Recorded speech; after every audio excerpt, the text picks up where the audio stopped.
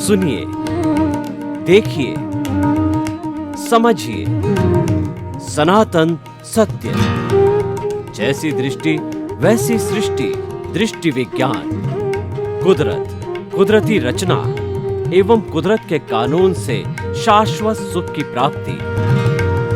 जोधपुर के परम पूज्य महात्मा उपासक प्रोफेसर डॉक्टर सोहन राज तातेड़ के निर्देशन में सनातन सत्य। जैसी दृष्टि वैसी सृष्टि, दृष्टि विज्ञान।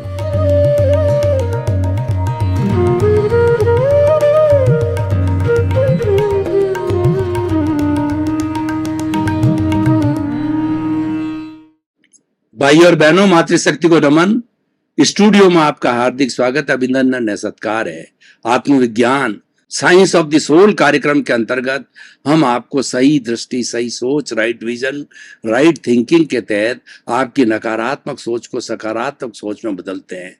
और क्यों बदल पाते हैं? क्योंकि हम आपको कुदरत, कुदरती रचना और कुदरत का कानून बताते हैं, आपको सनातन सत्य देते हैं, यूनिवर्सल ट्रुथ देते हैं, सार्वभौम सत्य देते हैं, और उससे प्राप्ति होती है आपको अक्षय सुख, सनातन सुख की प्राप्ति होती है। और वही मानव जीवन का लक्ष्य है। उसकी प्राप्ति करने के लिए सिद्धांत, उसके सूत्र, उसके टिप्स, उसकी विधियां, उसके प्रयोग हम आपको देते हैं। ये सारा कार्य हम अलग अलग एपिसोड्स, अलग अलग विषय, अलग अलग चिंतन, अलग अलग भावधारा के द्वारा करते हैं। तो आज का हमारा बहुत ही सुंदर चिंतन है, वह है ज्ञान योग। भाई और बहनों, बहुत ही सुंदर टॉपिक है। इस पर घंटों घंटों तक चर्चा की जा सकती है। ज्ञान जो है वो हमारा नॉलेज है। The essence of the knowledge is conduct. ज्ञान का सार क्या है? वो आचार है। ज्ञान हमारे भीतर उतरना चाहिए, हमारे जीवन में उतरना चाहिए, तभी वह मुक्ति का कारण बन सकता है। और ज्ञान सब अपने आप में, ज्ञान किस चीज का होना चाहिए? ज्ञान इस चीज का होना चाहिए, सबसे पहले आप ये उत्तर अपने आप से प्राप्त करो कि मैं कौन हूं। हमारी बेसिक फंडामेंटल्स को क्लियर करो। हम प्रारंभ जो है नींव से करें कि सबसे पहले ये तय करो, जानकारी करो, ज्ञान करो कि मैं कौन हूं। जब हमको ये जानकारी हो जाता है, ये भेद विज्ञान हो जाता है कि मैं केवल सोहन राज नहीं हूं, सोहन राज के साथ साथ में भीतर भी मेरा मूल स्वरूप रूप के अंदर सच्चिदानंद विराजमान है, प्रभु विराजमान है, आत्मा विराजमान है। यानी ये शरीर मेरा आत्मा और शरीर का समन्वित रूप है, मिश्र चेतन है। लेकिन मिश्र होते हुए भी शरीर जड़ है, मैं चेतन हूं। और जड़ नाशवान है, चेतन अजर है, अमर है। दोनों साथ रहते हैं, दोनों पड़ोसी है। दोनों तब तक साथ रहेंगे जबकि दोनों मुक्त नहीं हो जाते। जब ये अब हमारा जो साथ का जो जड़ शरीर है, यानी ये जड़ शरीर का जो गंगोत्री है, वो हमारा कॉजल बॉडी है, वो हमारा कार्बन शरीर है, वो हमारा लिंग शरीर है। उसी के कारण ये स्थूल शरीर मिला और अन्य चीजें मिली है। तो हमें उस पर फोकस करना पड़ेगा, उस पर फोकस करना, उसको समझना, वो सबसे बड़ा ज्ञान है। और वो स्वयं अपने आप में अज्ञान है। जो हमारा राग द्वेष है, हमारी कॉजल बॉडी है और हमारा जो लिंग शरीर है, उसको सभी धार्मिक ग्रंथों ने उसको सबसे बड़ा अज्ञान माना है। कोई अज्ञान कहता है, कोई अविद्या कहता है, कोई अंधकार कहता है, कोई कर्म रज कहता है, कोई कॉजल बॉडी कहता है, कोई जो है उसको लिंग शरीर कहता है, और कोई जो है वो इसको जो है वो कर्म रज के रूप में मानता। कुछ भी नाम हो सकते हैं, लेकिन कुल मिला करके वह जो अज्ञान है उसका प्रतिपक्षी ज्ञान है। जो आज हमारा जो मेन एपिसोड है कि वह है ज्ञान की प्राप्ति करना। कौन से ज्ञान की? आत्मज्ञान की प्राप्ति करना। हमको सच्चिदानंद बनना, हमारा लक्ष्य है सच्चिदानंद बनना। सच्चिदानंद का होता है सत्य, चित्त और आनंद। सत का मतलब अविनाशी। हमारा जो मूल अस्तित्व है, मैं शुद्ध आत्मा हूं, ये अस्तित्व है, ये मेरा अस्तित्व जो है वह चेतन है, वह अविनाशी है। और दूसरा जो है इसके अंदर सत और चित्त। चित्त का मतलब ये हुआ है कि इसके गुण क्या है, इसके गुण है ज्ञान और दर्शन। अब यहां पर बात आई, इसके दो विभाग किए गए, लेकिन वास्तव में ये है एक ही, दोनों मिल जाते हैं, दोनों एक दूसरे के पूरक है। दो इसलिए बताए गए कि ये पर्याय है, ये उत्पाद और व्यय है। ये दोनों पर्याय न हो तो आत्मा का अस्तित्व जीरो हो जाता है, आत्मा की कोई अर्थ नहीं होता। इसीलिए ये ज्ञान और दर्शन वाला है। और तीसरा इसका लक्षण है वो आनंद है। हर चीज का लक्षण होता है। जब बुखार आता है तो शरीर जो है अकड़ जाता है, शरीर में ताप बढ़ जाता है। जब हमको सर्दी लगती, जुकाम हो जाता है, तब हम छींकने लग जाते हैं। और जब हमारे को भूख लगती है तो शरीर उकलाने लग जाता है। जब हम थक जाते हैं तो शरीर रेस्ट मांगता है। और जब हम एकदम से तरोताजा होते हैं तो शरीर में इच्छा होती है कि अब एनर्जिट होकर कुछ काम करें। तो इसीलिए भाई और बहनों, हर चीज का ज्ञान होता है और हर चीज के अंदर ज्ञान किया जाता है। ज्ञान ही मुख्य। मैं आपको उदाहरण देकर के बताना चाहता हूं कि आप 4 व्हीलर और 2 व्हीलर सड़क पर चला रहे हैं, आप घर से ऑफिस को जा रहे हैं, तो आपको ज्ञान नहीं है कि लेफ्ट में चलना चाहिए कि राइट में चलना चाहिए कि मध्य में रहना चाहिए, और क्या संकेत है जो है, कब हमको साइड लेनी चाहिए, कब नहीं लेनी चाहिए, अगर आपको ये, और कब पैडल लगाना चाहिए, कब रेस देनी चाहिए। जब इन चीजों का आपको ज्ञान नहीं है तो क्या होगा, आप एक्सीडेंट कर बैठेंगे। एक गृहिणी भोजन बनाती है तो भोजन बनाते समय उसको बहुत सी चीजों का ध्यान रखना पड़ता है। अग्नि भी जलानी पड़ती है, बंद भी करनी पड़ती है, कम भी करनी पड़ती है, ज्यादा भी करनी है, मसाले अनुपात में डालने पड़ते हैं, वरना जो है सब्जी खारी हो जाती है, वरना नहीं डाले हैं तो स्वादिष्ट नहीं होती है। तो कितनी चीजों का ध्यान रखना पड़ता। तो मेरे कहने का अर्थ ये होता है, हर चीज का ज्ञान होना चाहिए। बिना ज्ञान के ये मानव जीवन जीरो है, निरर्थक है। तो मैं जो जिस ज्ञान योग की बात कर रहा हूं, ये आत्मज्ञान की बात है। और ये भगवान कृष्ण ने जो गीता के अंदर ज्ञान योग को बताया, तो सबसे बड़ा जो ये शक्तिशाली जो योग है वो ज्ञान योग है। क्योंकि ज्ञान योग को करने से हमारी आत्मा के साथ में जो अशुद्धि है, जो विक्षेप है, जो विभाव है, वो धीरे धीरे स्वभाव में बदलने लगता है, वह अशुद्धि दूर हो जाती है। मैं आपको उदाहरण देना चाहता हूं कि आपका कपड़ा बहुत मैला हो गया और एकदम काला कलूटा हो गया, उस पर कालिक जम गई है, तो हम आजकल बहुत पावरफुल डिटर्जेंट पाउडर आते हैं, वॉशिंग मशीन में डाल करके, और वह जो कैसा ही पुराना से पुराना दाग हो वह सब धुल जाता है। वो किस लिए धुल जाता है कि उसके अंदर धुलने की पावर है, और वह जो अलग मैल निकालने की उसमें शक्ति है। तो ठीक उसी तरह से हमारा जो विभाव है, हमारा जो राग द्वेष है, वो राग द्वेष दूर कब होता है कि जब जो ही हमने ज्ञान कर लिया आत्मा का। आत्मा का ज्ञान है ज्ञाता दृष्टा में रहना। मैं जानने वाला हूं, मैं देखने वाला हूं, मैं चेतन तत्व हूं, मैं अलग हूं, और शरीर अलग है, शरीर जड़ है और शरीर नाशवान है, और जड़ का एक भी गुण मेरे चेतन में नहीं है, चेतन का एक भी गुण जड़ में नहीं है। चेतन कभी जड़ नहीं हो सकता, जड़ कभी चेतन नहीं हो सकता। दोनों साथ रह रहे हैं, जन्म जन्मांतर से रह रहे हैं। और मनुष्य ही ऐसा व्यक्ति है जब इतनी चर्चा, इतना सत्संग और इतनी बातें कर सकता है, और करके वो निष्कर्ष निकाल सकता है कि भेद विज्ञान करो, दोनों को अलग अलग करो, दोनों अपने आप में सच्चाई है, दोनों पड़ोसी हैं और दोनों के विपरीत लक्षण हैं। दोनों को जब हम अलग कर देंगे इन सच्चाइयों को, तो जड़ जड़ के जगत में चला जाएगा और चेतन शुद्ध होकर के मुक्ति को, सिद्धशीला को चला जाएगा। अक्षय सुख की प्राप्ति हो जाएगी, ब्लिस की प्राप्ति हो जाएगी। क्यों कि हमारा शुद्ध परमात्मा है, जो ईश्वर है, वह अनंत ज्ञान वाला है, अनंत दर्शन वाला है, अनंत शक्ति वाला है और अनंत सुख का धाम है, और जिसकी प्राप्ति के लिए हम सब प्रयत्न करते हैं। और ये केवल मनुष्य कर सकता है। मैं आपको ज्ञान योग की इतनी बड़ी बड़ी बातें क्यों बता रहा हूं कि ये ज्ञान योग की थ्योरी केवल मनुष्य पर लागू होती है, किसी पेड़ पौधा, पशु पक्षी, अन्य किसी भी प्राणी पे लागू नहीं होती है। ज्ञान तो उनके लिए भी होता है, ज्ञान होता है उसमें, हर एक में होता है ज्ञान। आच्छादित ज्ञान है। ज्ञान तो जो हमारा एक इंद्रिय जो है पेड़ पौधे उनमें भी होता है, लेकिन वो ज्ञान बहुत न्यून होता है, डेवलप्ड ज्ञान होता है, वो मनुष्य का होता है, क्योंकि मनुष्य के मन बुद्धि चित्त अहंकार बहुत डेवलप्ड होते हैं और उससे उसका विकास होता है। और मनुष्य ही एक ऐसा प्राणी है जो ज्ञान योग के द्वारा वो करता करता वो मुक्ति को भी प्राप्त हो सकता है। ज्ञान योग का हमारा मुख्य लक्षण है, ज्ञान योग का उद्देश्य है कि मुक्ति को प्राप्त होना।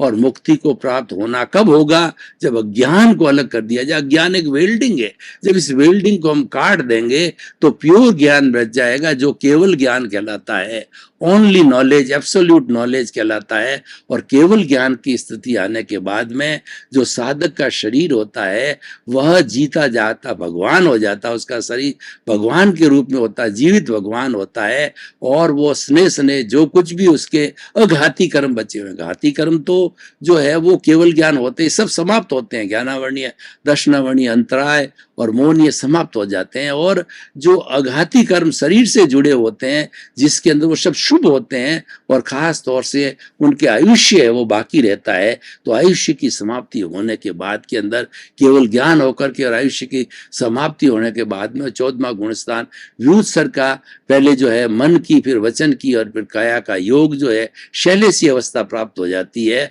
वो योग जो अयोग हो जाता है, वो मन से अमन हो जाता है, तब मुक्ति की अवस्था प्राप्त हो जाती है। तो भाई और बहनों, ज्ञान योग बहुत ही सुंदर विषय है, इसके ऊपर हमें बहुत अच्छी तरह से चर्चा करनी चाहिए कि आखिर के अंदर ज्ञान योग की मुख्य धारा क्या है। ज्ञान योग की मुख्य धारा यह है कि आप जड़ और चेतन को पहचानो। जब जड़ और चेतन का हमको एहसास हो जाता है, हमको प्रतीति बैठ जाती है, देखिए कि हमें केवल ज्ञान तक जाने के लिए जब हमें ज्ञान मिलता है, ज्ञान योग कब प्रारंभ होता है? जब व्यक्ति जो है अंतरात्मा बन जाता है। जो जीवात्मा होता है वो अज्ञानी होता है, और वह अज्ञानी मनुष्य है, लेकिन वो अज्ञानी मनुष्य है। अज्ञानी क्यों है?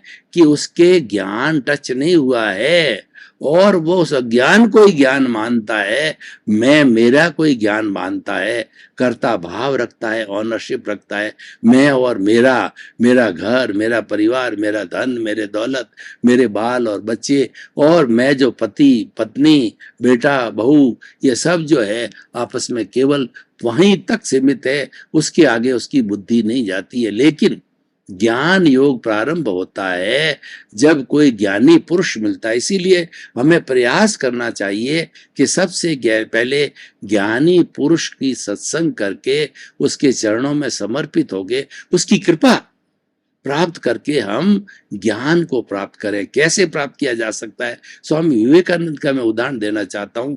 उनका नाम नरेंद्र नाथ था और उनके वो 10 से अधिक भाई बहन थे। उनके घर की स्थिति जो है बहुत कमजोर थी, दोनों टाइम भोजन नहीं मिलता था और बड़ी कष्ट की अवस्था में थे। लेकिन स्वामी विवेकानंद जो है वो एक जो पीछे से तपस्या का और पीछे से अच्छा जीवन लेकर के आए थे, तो उन्होंने जब समझ आई तो सोचना चालू किया कि वास्तव में सच्चा गुरु ढूंढूं, सच्चा ज्ञानी पुरुष ढूंढूं, प्रत्यक्ष ज्ञानी पुरुष ढूंढूं।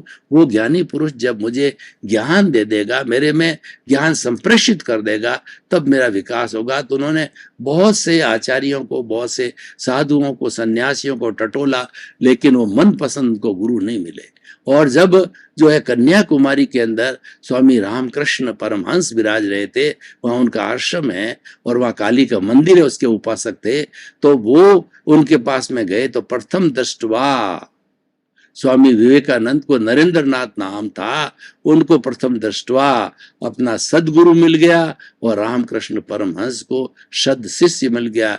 उन्होंने नजरों नजरों में देखते ही एक दूसरे को पहचान लिया और एडॉप्ट कर लिया। तो उस वक्त के अंदर स्वामी रामकृष्ण परमहंस ने जो है नरेंद्र नाथ को कहा, तुम्हारे घर की बहुत स्थिति कमजोर है, पैसे की कमी है, तो काली के मंदिर में उपासक हूँ, काली के मंदिर में जाओ और काली से, देवी से प्रार्थना करो कि हमारी आर्थिक स्थिति को दृढ़ करो ताकि कि हमारा परिवार सुख से जो जीवन यापन कर सके। तो जब उन्होंने 1-2 बार कहा तो काली मंदिर के पास गए और मंदिर में जब गए और उस देवी की छटा देखी, एनलाइटनमेंट देखा, तो वो भूल गए कि द्रव्य को या धन को प्राप्ति करने की बात भूल गए और उनका goddess please give me enlightenment, उस परिवेश में, उस वातावरण के अंदर वो एनलाइटनमेंट मांग लिया और देवी ने कह दिया तथास्तु। तब उनका तीसरा नेत्र खुल गया, तब उनको ज्ञान योग उस वक्त हुआ है। सच्चा ज्ञान योग वही है जब हमारा तीसरा नेत्र खुल जावे, हमारी थर्ड आई खुल जावे। थर्ड आई समता की है, हमारी एक आंख और दूसरी आंख, ये प्रियता की आंख है, ये अप्रियता की आंख है, ये अच्छा है, ये बुरा है। ये आंख क्या भेद करती है, ये अच्छा है, ये बुरा है, ये कड़वा है, ये मीठा है, ये पुरुष, ये व्यक्ति मुझे मुझे प्रिय है, ये अप्रिय है, ये भोजन प्रिय है, ये अप्रिय भोजन है, ये वस्तु प्रिय है, ये अप्रिय है, ये वातावरण मुझे अच्छा लगता है, ये नहीं लगता। जो भेद करवाता है वह जो है हमारा राग द्वेष है, और वही अज्ञान है, और वही हमको घुमाता है, रुलाता है 84 लाख जीवा योनि में। और जब तीसरा नेत्र खुल जाता है तो दोनों नेत्र जो कुछ भी देखते हैं हम उनको एक समान देखने लग जाते हैं, स्थित प्रज्ञ बन जाते हैं, हम प्रज्ञा चक्षु बन जाते हैं। स्थित प्रज्ञ होता है वह संभाव में रहता है, वो राग द्वेष को एक सा मानता है, वो किसी तरफ झुकता नहीं है और किसी तरफ अपना जो है झुकाव नहीं देता है। तो तीसरा नेत्र खुलता है, वो प्रज्ञा चक्षु होता है। और तीसरा नेत्र खुलने वाला व्यक्ति बुद्धि के जगत से प्रज्ञा के जगत के अंदर चला जाता है, जिसको सच्चा ज्ञान मिलता है, उसको यूनिवर्सल ट्रुथ मिलता है, सार्वभौम सत्य मिलता है, सनातन सत्य मिलता है। और धीरे धीरे सनातन सत्य को प्राप्त करके वो ब्लिस की प्राप्ति करता है, वो अक्षय सुख की प्राप्ति करता है, और समय आने पर सिद्ध बुद्ध और मुक्त बन जाता है। तो भाई और बहनों, ज्ञान योग बहुत ही सुंदर योग है, ये अपनाने जैसा है। और ज्ञान योग के अंदर लाइफ में नॉर्मलिटी होनी चाहिए। ऐसा कुछ भी नहीं है कि आपको तनाव में आना है, कोई आपको अकड़न में जाना है, कोई जकड़न में जाना है। आपको तो अपनी समझ को क्लियर करना है, अपने विजन को क्लियर करना है, जिसको हम दृष्टि विज्ञान कहते हैं। दृष्टि विज्ञान ये है कि समझ को सही करो, समझ को खुला करो। समझ क्या है कि जड़ और चेतन को पहचानो, ये समझ है। जड़ के गुणों को पहचानो, चेतन के गुणों को पहचानो, और दोनों में से परमानेंट कौन है। हमारे साथ में बड़ी दुविधा ये है कि हम टेम्परेरी को तो अपना लेते हैं कि यही जीवन का त्राण करने वाला है, और परमानेंट को छोड़ देते हैं। तो हम क्या होते हैं, जीवात्मा बन जाते हैं, और पूरा जीवन जो है उस टेम्परेरी में खपा देते हैं कि हम बड़े होते हैं, शादी करते हैं, बच्चे होते हैं, उनका पालन पोषण करते हैं, और दूसरा उनको पैरों पर खड़ा करते हैं, फिर पोते होते हैं, फिर उनको देखते हैं। यूं करते करते 70-80 वर्ष की उम्र आ जाती है और राम नाम शत हो जाता है। व्यक्ति जाता ही नहीं उस दायरे के अंदर, उसने कभी ज्ञान किया ही नहीं है। जबकि हमारी भारतीय संस्कृति के अंदर व्यवस्था बनी हुई है, भारतीय संस्कृति के अंदर बहुत सुंदर व्यवस्था है कि हमारे पुराने जमाने के अंदर उम्र 100 साल की गिनी जाती थी, तो 4 आश्रम की व्यवस्था थी कि प्रथम जो आश्रम है 25 वर्ष की उम्र तक के अंदर विद्यार्थी गुरु के जो आश्रम में रहता था, नदी के किनारे, जहाँ प्रकृति की गोद में रहता था और प्रकृति के नियमों का पालन करता था, प्रकृति की पूजा करता था, प्राकृतिक व्यक्ति बनता था, और वहाँ विनय, श्रद्धा, समर्पण ये गुण पैदा किए जाते थे, गुरुओं में होते थे। और गुरु जो है वो जो है प्रेषित करते थे अपने को। ये ब्रह्मचर्य आश्रम होता था। और उसके बाद के अंदर जो है 26 से लगा के 50 साल का उम्र होता था, गृहस्थ आश्रम में होता था। शादी है, बाल है, बच्चे है, काम और अर्थ है, सारा हमारा जो लाइफ स्टाइल, काम और धर्म मोक्ष है। तो काम और अर्थ का जो है दूसरे गृहस्थ जीवन के अंदर सारा उपयोग करके, और 50 साल की उम्र तक जितने बच्चे होते हैं उन पर पैरों पर खड़ा करके मुक्त हो जाते थे। जब आप जो है 51 वर्ष के हो जाते हो, तब जो है वानप्रस्थ जीवन धारण करो। यानी अब आपकी सारी संसारिक जो है जिम्मेवारियां पूरी हो गई है। आप घर में रहते हुए घर से दूर, घर छोड़ना नहीं है, अभी संन्यास नहीं लेना है। लेकिन क्योंकि आपका अब ज्यादा आवश्यकता नहीं है, पैरों पर खड़े हैं, बच्चे स्वयं करेंगे, तो आप जो है अपना जो इंटरेस्ट का दायरा है वह निस्वार्थ सेवा करो।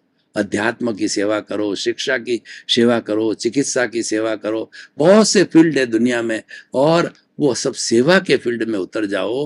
वो सेवा भी क्या होनी चाहिए, जो जो मानद सेवा होनी चाहिए, बिना पैसे दिए सेवा लिए पैसा करनी चाहिए, तब उसका उपयोग होता है। मन की सेवा, तन की सेवा और धन की सेवा, ये अलग अलग विषय है। और हमारे 4 तरह के ऋण होते हैं, हमारा देव ऋण, पितृ ऋण और जो है हमारा गुरु ऋण और समाज ऋण, वो सेवा करके हम उतार सकते हैं।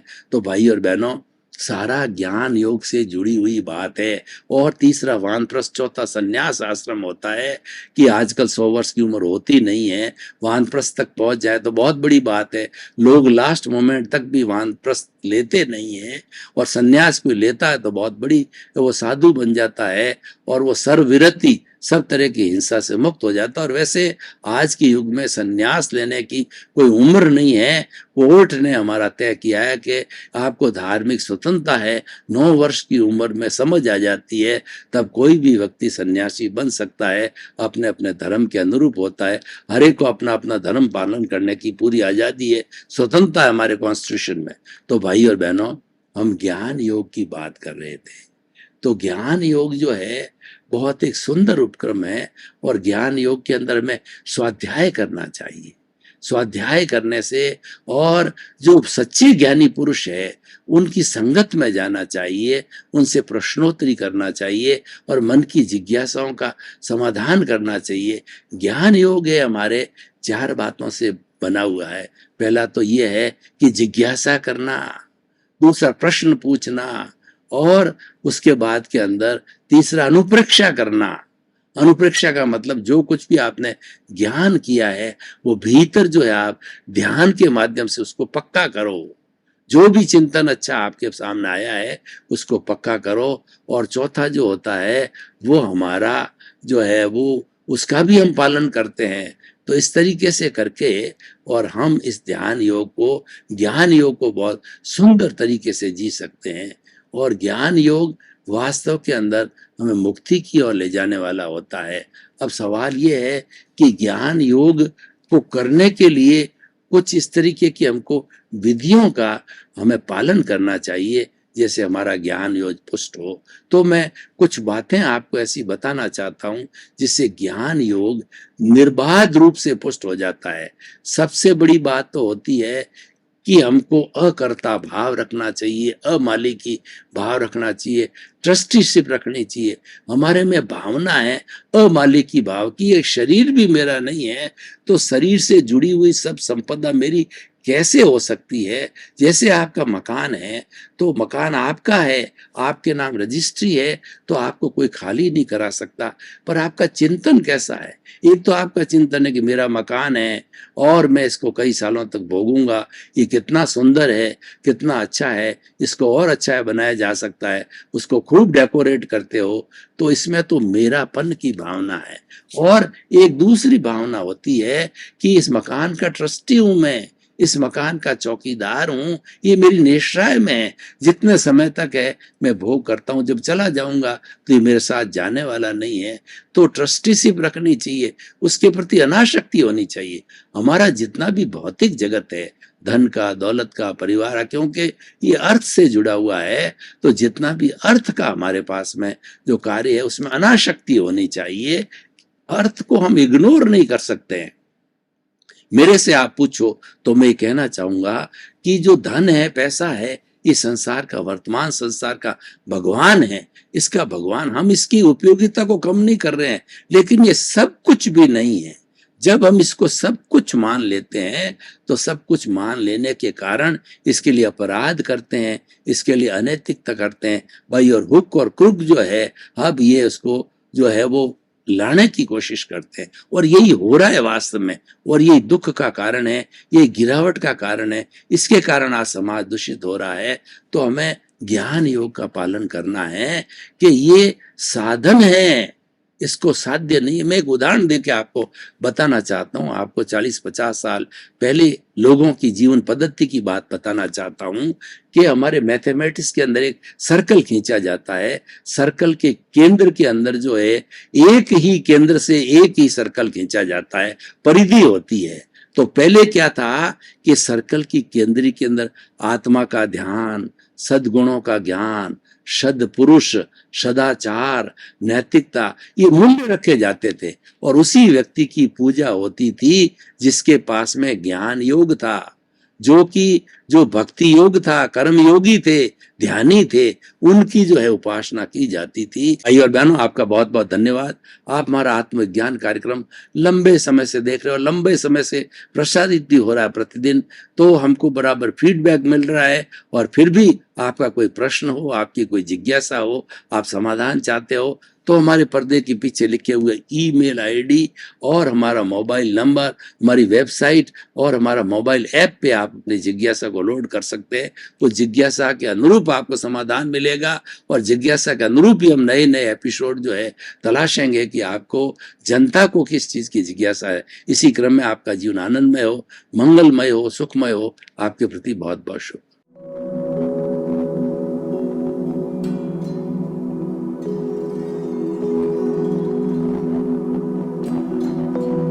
एक ऐसा अंतर्राष्ट्रीय ख्याति प्राप्त मानव जो गुरु प्रेरणा से पिछले 20 वर्षों से वानप्रस्थ जीवन जीते हुए 24 घंटे मानवता की सेवा में संलग्न है।